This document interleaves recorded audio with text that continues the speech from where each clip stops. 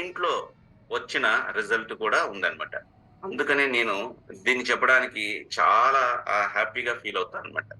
దీనికున్నటువంటి ప్రత్యేకత సర్వేంద్రియాణం నయనం ప్రధానం. మనకి సర్వేంద్రియాలు ఉన్నాయి. వాటిల్లో అద్భుతమైనది ఇది ప్రధానమైనది ఏది అంటే సర్వేంద్రియాల్లో మనం కళ్ళు అని చెప్పుకుంటాం. ఎందుకనంటే ఈ సృష్టిలో అసలు ఏముంది? ఎవరున్నారు? ఎవరెవరు ఏ విధంగా ఉన్నారు? ఏ కలర్స్ ఉన్నాయి? ఎంత అద్భుతంగా ఈ సృష్టి ఉంది అని చూడాలి అంటే కళ్ళుండాలి.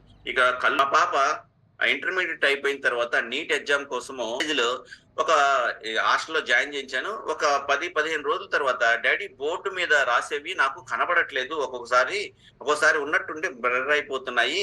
అస్సలు అర్థం కావట్లేదు డ్యాడీ.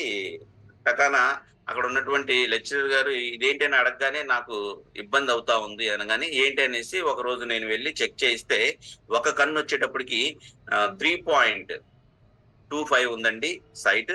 ఒక కన్ను వచ్చేటప్పటికి 2.75, 3.25, 2.75 రెండు కళ్ళు మైనస్ అన్నమాట. మైనస్ ఉంది సైట్. అది గుర్తుపెట్టుకోండి. సైజ్ ఫోటో అన్నమాట. చూడండి. ఇప్పుడు తను స్పెట్స్ తీసేసి 2 సంవత్సరాలు కావస్తుంది. 1.5 సంవత్సరం పైన అయిపోయింది. 2 సంవత్సరాలు కావస్తుందన్నమాట. హ్యాపీగా డాక్టర్ ఎంబీబీఎస్ సెకండ్ ఇయర్ చదువుతుందన్నమాట. స్పెట్స్ తీసేసి 2 సంవత్సరాల దాకా అవుతుంది. చూడండి. ఇంకేంటి కావాలి మనకి? Live example. అలాగే మా చిన్న పాపకు కూడా వచ్చింది. అయితే చిన్న పాపకి జస్ట్ 6 మంత్సే ఉంది. పెద్ద పాపకి 1 ఇయర్ వాడింది స్పెట్స్.